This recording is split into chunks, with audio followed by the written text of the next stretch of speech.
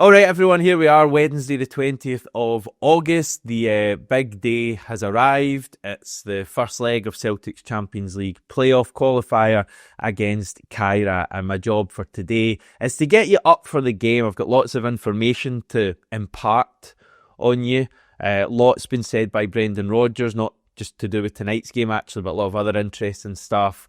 Bit of kind of news on Kairat that may fill you with even more confidence, and a few other wee things as well. I should just say a reminder that support for Celtic AM comes from Practical CBT, offering online tools for better mental well-being.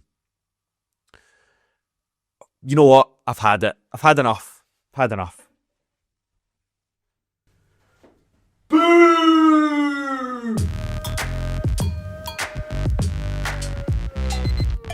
Yeah, a wee tribute to our friends across the city there. I'm not going to linger on their result too much, but it was amusing last night to see Rangers once again show that they're not capable of achieving results at Champions League level. Leave that to the big boys. It was a 3-1 victory for Club Brugge last night, and looking like we could once again be Scotland's sole representative in the Champions League if we get it right against Kairat. On the plus side, though, for any Rangers fans who are watching, they won't be, but just in case they come across this, you can now rest some players next week for the derby, given that the tie's over. So that's positive. Right, talking points from Brendan Rodgers' press conference yesterday. It was a very lengthy one, fairly typical stuff on the match. He spoke about not overthinking the occasion, just sticking to our football. Gave what I thought was a relatively interesting answer on this being like a difficult and unsettling period for, you know, a number of players, just with maybe some players not knowing whether they're going to be staying with Celtic this season or moving to another club, and not knowing whether we're going to be playing in the Champions League or the Europa League. And Brendan Rodgers spoke about this being something that he'd spoken about with the players a couple of weeks ago. Mentioned the fact that their wage is still going to be in their bank account at the end of the month or whenever they get paid, and it's still going to be coming from Celtic. So he spoke about them needing to bring their best every day to Celtic, regardless of what else is going on. And like, it didn't come across like he was unhappy at all. In fact, the opposite. He said the players have been great with that. And I don't think there's any doubt about that, as much as there has been like so much noise going on and virtually all of it negative off the pitch this summer. I think the players have just been going about their business and gradually, from the start of pre-season, gradually building things up. And hopefully tonight we really start to see what they've been working on. So no criticism at all of the actual players on the pitch. They just need a bit of help. Just on transfers, Brendan Rodgers, I think once again, not too keen to go too in-depth on transfer stuff. He spoke about this group of players and he feels that they're good enough to get through this tie against Kairat, but that if we do make it to the league phase of the Champions League, it's clear we would have to improve the squad, was the exact quote from Brendan Rodgers. Again, as I say, he wasn't particularly keen to elaborate on any transfer stuff. If you look at like all his answers, and John's written them all out on the Celtic Way website, which is always really good to look at, the shortest answers are all about transfer. So he very obviously wasn't wanting to go too in-depth. There was one answer that he gave that I thought was quite interesting, and it's maybe something we've heard so far already this summer, but he did speak about not getting too frustrated with a lack of movement because, quote, I can't control a lot of it. And again, I think that's Brendan Rodgers subtly making everyone aware that the lack of signings is very much out with his control. He was asked directly about Jamie Vardy, and his response was that he wouldn't speak about any individual players and he wouldn't disclose either way what's going on there. Now, a few people rightly pointing out that this was very different to like his response to when he was asked about Odsonne Edouard, and he kind of ended that speculation right away. He didn't do that with Jamie Vardy, which I thought was quite telling. Another thing that I thought was quite interesting was I located Brendan Rodgers' comments when he was first asked about Kasper Schmeichel potentially coming to Celtic in early July last year. This was after like our first pre-season game against Ayr United, and I just remembered at that point he'd first been asked about Kasper Schmeichel, and at the time Brendan Rodgers said, "There's lots of names flying about. I just want a good goalkeeper. Kasper is a very good one. I know him well, but there are lots of names, and I'm clearly not going to tell you what those names are." Now, that's very similar to what he said about Jamie Vardy yesterday, knowing the player, knowing how good the player is, and saying there's a number of names there, but he wouldn't go into individuals. So, yeah, it was almost what Brendan Rodgers didn't say yesterday that was most interesting about Jamie Vardy. So that stuff's going to rumble on, but Jamie Vardy isn't going to appear in this Kairat tie. We know that. Now, just turning to a few individual players that Brendan Rodgers was asked about yesterday, I think there's some really interesting information on some of these guys. Personally, it's a bit of a bugbear in mine that, like, Brendan Rodgers isn't asked too often about individual players. What is happening with this guy? What do you make of his development? How is he getting on? It just seems to be like general questions that no one really cares about a lot of the time. And I thought it was pretty telling that these individual player questions, I think, mainly came from, in fact, I think they all came from fan media. I know Tino for the Celtic Exchange was there asking about Dane Murray, and we'll come on to that. There was also, I think, a couple of questions about Paulo Bernardo and Hayato Inamura. I'm not sure exactly who asked them, but I think he's from fan media. So again, get more fan media into press conferences, and I'm not just saying that from my point of view. Anyway, first question on Paulo Bernardo, who we've seen very little of this season. I think he's played 15 minutes across the 3 matches. It's pretty clear that he's like our 6th choice midfielder at the moment. Brendan Rodgers making the point that our midfield is very competitive. It's stacked with quality. You wouldn't disagree with that at all. It's an extremely strong part of the pitch. Also making the point that at this early point of the season, where we've had 1 game per week, there's less rotation in the midfield. And he feels that as time goes on, we'll see more of Paulo Bernardo. And I hope we do. The one thing I would say against that is that, like, as much as we've got 3 positions in midfield, it could be rotated. It does feel like Callum McGregor is going to start virtually every match that he's fit. I don't get the impression Callum McGregor is going to be rotated, because he hasn't tended to be rotated over the past couple of years. I mean, he played in like every pre-season game, and I think if Callum McGregor's fit in the main, he'll start. I think Saturday will be telling ahead of that big trip to Kazakhstan, but I still feel like Callum McGregor will probably start against Livingston. I could be wrong, but yeah, even, you know, if McGregor has that place locked down, you've got the 2 positions in front of him being rotated, it seems like Arnie Engels and Luke McCowan would be the 2 to come in at this point. So I'm kind of questioning where Paulo Bernardo's game time is really going to come from this season, which is a shame, because I think he's a quality player. I would like to see on Saturday, for example, like assuming McGregor, Engels and Hatate start tonight, I'd love to see the other 3 players start in midfield on Saturday. I think Paulo Bernardo could play that deeper role pretty well, the McGregor role. I think he'd be really good in there, and then you could have Engels and McCowan ahead of him. So that's what I'd like to see. But I've got kind of a few questions over Paulo Bernardo and the fact he's our 6th choice midfielder at the moment. Also, maybe some questions about Hayato Inamura, although Brendan Rodgers did make it pretty clear where he stands at the moment. Inamura was left out of our Champions League squad for this Kairat tie. Brendan Rodgers says that's because he's not at the level that is required right now. I think he's mainly talking defensively, and he said that the plan for Inamura is to develop over time to become that defensive player. We're still not sure whether he's a centre-back or a left-back, maybe a bit of both. And yeah, Brendan Rodgers gets to see Inamura up close, much, you know, closer than any of us do. So if Brendan Rodgers feels that Inamura is not right defensively to be our 2nd choice left-back or another centre-back option, then like I find it hard to disagree with that. I trust his judgment on a player. But yeah, just a bit of a messy one. It seems very much like Inamura's going to leave the club on loan.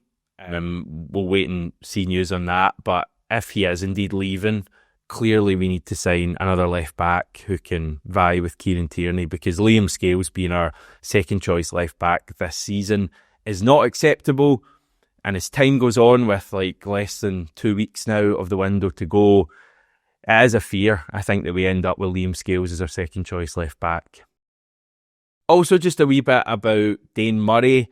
And I think anyone who has heard Brendan Rodgers speak about Dane Murray knows how highly he rates him. He talks up like his physical attributes a lot, his pace, his power, his strength, his ability on the ball as well. And I've been pretty impressed with Dane Murray so far. I just get a good feeling from him. Brendan Rodgers says he likes those physical attributes. He just wants a fraction more devilment, which I guess will come with experience. He made it clear that Murray is vying for the right centre-back position with Cameron Carter-Vickers. So I think that gave us an interesting insight into where Brendan Rodgers sees Dane Murray fitting in. And clearly Cameron Carter-Vickers is like our first choice right-sided centre-back. He's going to start tonight in that position. But if he does sit out games occasionally, whether that's just managing his game time or whether he does pick up an injury from time to time, which, you know, history would seem to suggest will happen, I think it's pretty clear that Dane Murray's going to have that position, in the absence of Cameron Carter-Vickers. I don't think we're going to see like Liam Scales and Austin Trusty together too often. I think it's going to be either Cameron Carter-Vickers or Dane Murray on that right side. And then you've probably definitely got Liam Scales, Austin Trusty and Jemai Simpson-Pusey fighting out for the other side. Simpson-Pusey can play on both sides, while Trusty and Scales are prefer to play in the left. So I think that gave us a little bit of a good insight into how Brendan Rodgers views our centre-back options, our 5 centre-backs going into this season. Again, I think we're like decent enough in that area. I know there's like Jemai Simpson-Pusey, there's questions over him, how good is he going to be, the fact it's a loan, etc. But I think actually looking at those 5 players, we've certainly been in a far worse position in terms of our centre-backs. And Brendan Rodgers also, the other thing to note was he made it very clear Dane Murray won't be leaving the club on loan this season, that he wants him to stay at Celtic and that he will get some game time. So that was the stage set for tonight's game. I've also been doing a bit of further reading into Kairat today. And I do need to update the predicted 11 graphic that I put out for them yesterday, because they are without a few players here, which may fill you with a little bit more confidence. So I've been reading on Kazakh outlet sports.kz that Portuguese left-back Luis Mata, who is their starting left-back, will miss the game tonight. They reckon that their usual right-back, Yerkin Tapalov, will now play on the left at left-back, so he'll be out of position. And they'll have another guy coming in at right back. They also say that starting midfielder Valery Gromyko, who is a Belarus international, is suspended for tonight's game, given that he's picked up 3 yellows in qualifying so far, 1 in each round. They're also without midfielder Georgi Zaria, who also won't play as he's injured. So, yeah, they're without a few players. Their team, not that this will mean too much to you, they'll have Zarutsky in goal, back 4 of Marinsky, Martinovic, who's the veteran, Sorokin, and Tapalov, who, as I say, will be at left back rather than right back. In midfield, they'll have Arad, Stanoev potentially coming in, and Glazer as well. Their front 3 will be unchanged. Jorginho on the left, Edmilson, the big striker, through the middle, and Dastan Satpayev on the right. They also mentioned the fact that we made so many changes against Falkirk on Friday night, and Kairat weren't able to make quite as many for their match. Now, I know like Satpayev didn't start, but I think a lot of their key players did start their league game on Saturday. And obviously, they've now, had to travel again after going to Bratislava last week, now to Glasgow. Like a lot of travel and a lot of football played for them recently. And fair to say that this Kazakh outlet are pretty down on Kairat's chances tonight. They feel that it will be an extremely difficult game. And when you do, feel that they're missing at least 2 starters and they might be a bit fatigued and have done all this travelling, then you add in you're coming to Celtic Park, to a ground, the kind of ground they've never really played at before, which is again a point that was made by the Kazakh outlet. It does fill you with a lot of confidence, and if you're ready for my big prediction for tonight, I do think that Celtic are going to win this game really well. Now, I know Kairat are the champions of their country and they're going to have some qualities. They're going to probably be pretty well organised. I just think it's an immense step up for them from, even the teams have played so far in qualifying, like, we are just so much better than those other three teams. I just think everything's in our favour tonight. Celtic, we look fresh. Friday night was a really good performance. I think if we can get an early goal tonight, there's a real opportunity to kill off the tie. I don't think it's wrong for us to be saying that. Clearly, you respect Kairat. They'll have quality. As I say, I think their front three, certainly Jorginho and Satpayev, have pace, can hurt us if we give them space. But I just think we have a lot of kind of opportunity tonight to really hurt them and score a good few goals. So, yeah, feeling really good about tonight. Just some more info on tonight. Celtic posted a supporters safety update last night that says they've taken fan feedback on board regarding the wall that was up inside the concourse in the ground on Friday night, but it seems to suggest that will be the case again for tonight's game. So I would arrive nice and early to Celtic Park. The game hasn't officially sold out, but at the time of recording, just one section, 121, which is the one with the restricted view in the main stand, just around 40 or so tickets left at the point of me recording, so that will sell out later today. Referee-wise for this evening is Norwegian Espen Esgas. The assistants are Jan Erik Engen and Anders Olive Dale, or Daly, if Pitbull's reading them out. They're also Norwegian. What else have we got? Fourth official, Marius Hansen Grotte of Norway.